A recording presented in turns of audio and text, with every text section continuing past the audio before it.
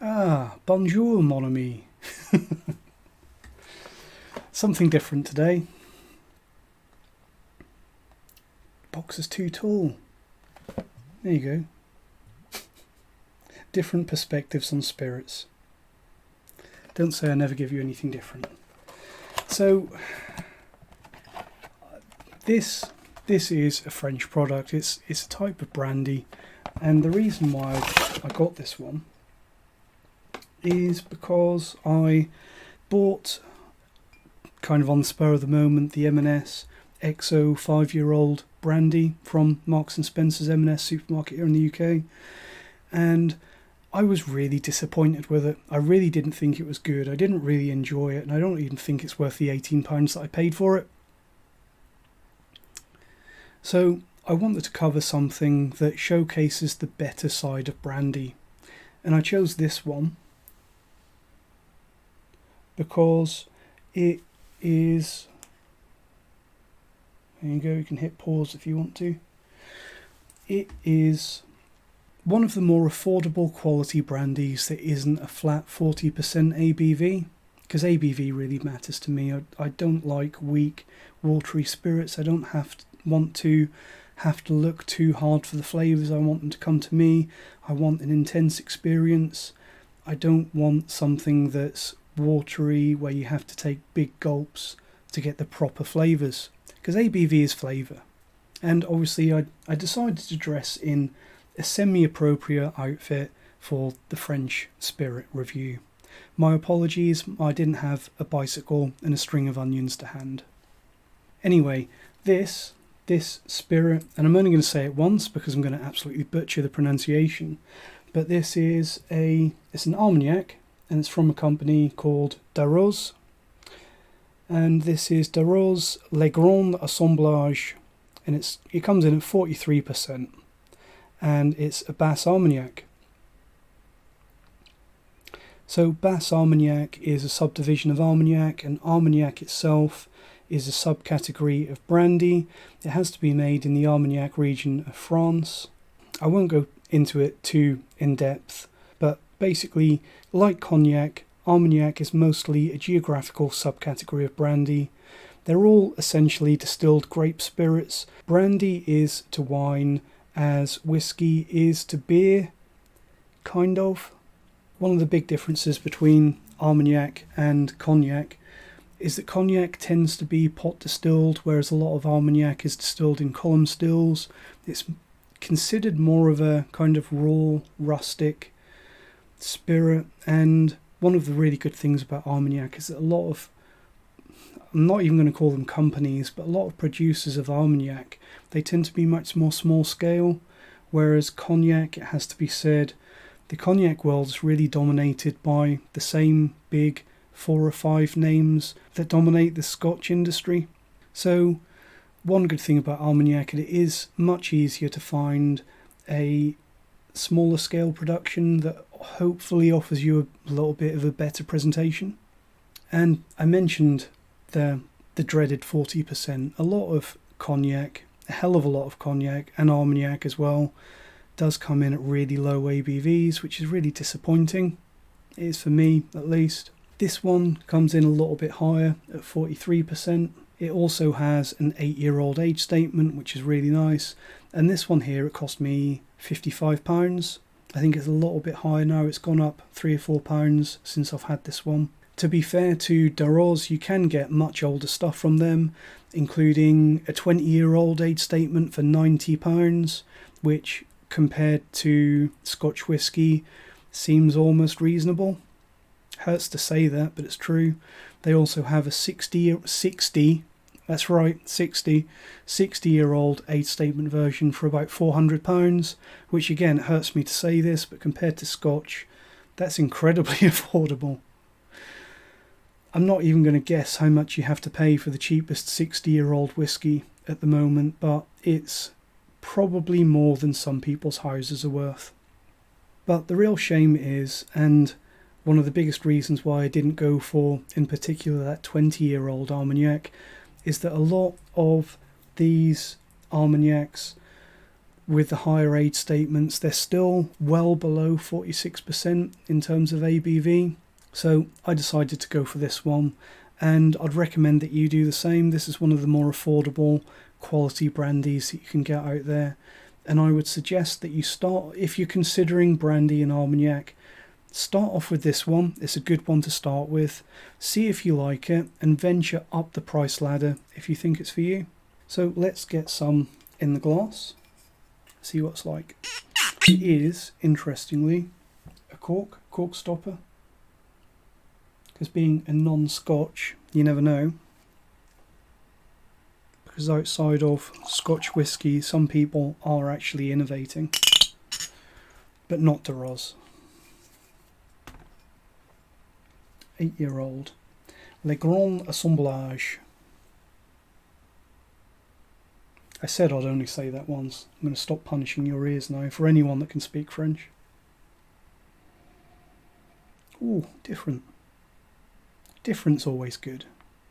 Well, Bren QV's not good. Sorry, France. I can only say one nice thing about France per day because I'm English, you know. Darroze Les Grands Assemblages, 8-year-old on the nose. Very, very fruity and sweet, and it's a distinctly different sweetness that you get from Scotch whisky. It's not anything at all like the sweet maltiness that you get from a single malt. It's more condensed and sugary. It's not artificial like that horrible French M&S XO brandy, the 5-year-old thing that I had.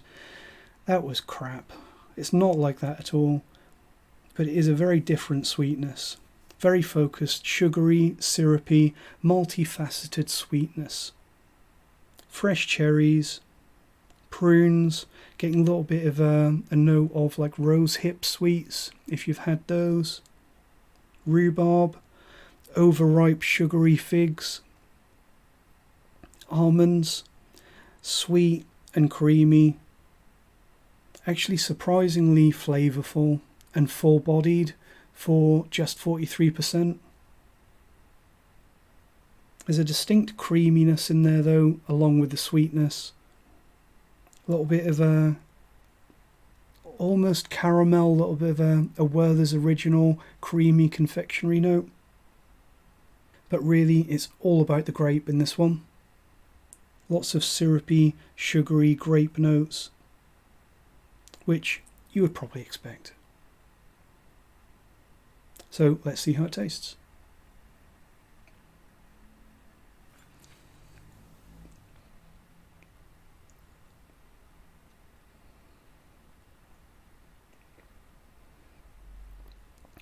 Is that natural colour? I don't actually know, to be honest. I didn't do my research thoroughly enough. Also, I didn't say anything about the presentation of this.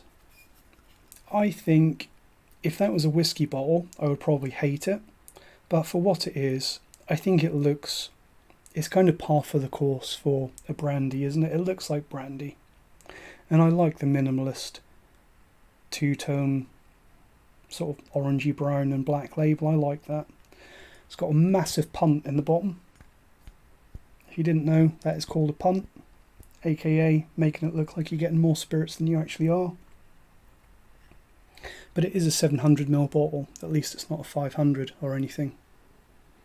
Also, interestingly, on the back label there, I know I showed you this already, but I forgot to mention, it's actually imported by Specialty Brands Elixir House, which is Whisky Exchange. So Whisky Exchange themselves are responsible for importing this. But where was I? On the palate, more sweet and musty grape notes. It has a lot of sweetness that I think it takes a bit of getting used to. If you are a confirmed whiskey drinker, a card-carrying single malt addict, then this takes a little bit of getting used to. But it's much more of a natural sweetness compared to that M&S brandy that just seemed artificial. And what I was saying about the colouring, the presentation on this, I don't know if any colouring's been added to this, but I know that the laws about cognac and brandy and Armagnac as well, I assume, are not as tightly regulated as bourbon. I think they are even less tightly regulated than Scotch. I know with brandy in particular, they're actually allowed to add raw sugar. They're allowed to sweeten brandies. I don't know if that's the same with Armagnac. But is that natural? I don't know. I don't know enough about brandy to make a judgment on that, to be honest. If you think this is natural colour, let me know in the comments. Let me know what you think. A nice sort of tart sourness counteracting the sweetness on the palate of this one though. I think some nice apple peel, grape must, a little bit of a spicy gooseberry note, some bitter fruits, also a little bit of a plasticky sort of sweet cellophane note, you know, when you get something that's wrapped in cellophane and it's got that almost intoxicating sweetness when you take the plastic wrapping off it, straight out of a flow-packed factory packing plant. You know what I mean. It's got that slightly plasticky sweetness to it. Medium-bodied red wine type note. A little bit of a savoury note. A little bit of a cheesy, savoury quality that you get on some red wines. I think red wine like a Cabernet Sauvignon. Also, a little bit of a tannin quality to this one, stewed tea.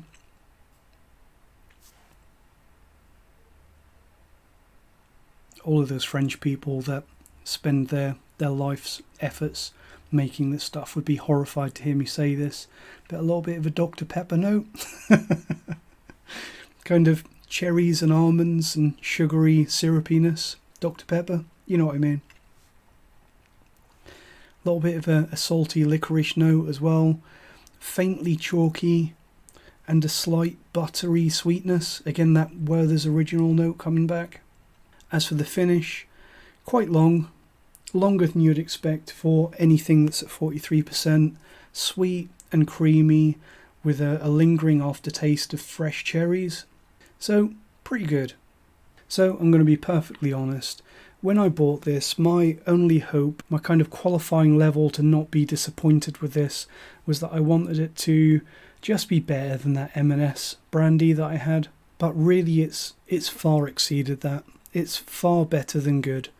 And for 43%, it has really excellent intensity and flavour and complexity, a really surprising amount of power coming through on this, on the nose and the palate.